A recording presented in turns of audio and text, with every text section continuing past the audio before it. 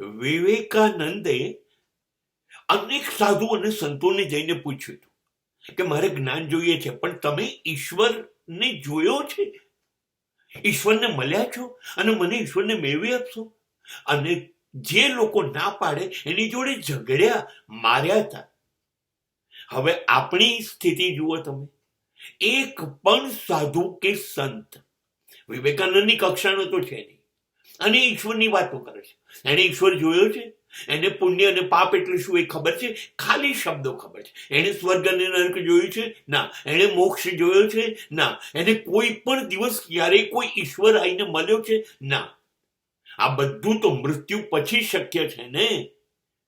એ પહેલા કેવી રીતે આ લોકોને ખબર પડી? અને જે લોકો મૃત્યુ પામ્યા છે એને કદાચ ખબર છે સ્વર્ગ અને નર્ક શું, મોક્ષ શું, ઈશ્વર શું, કદાચ ખબર છે.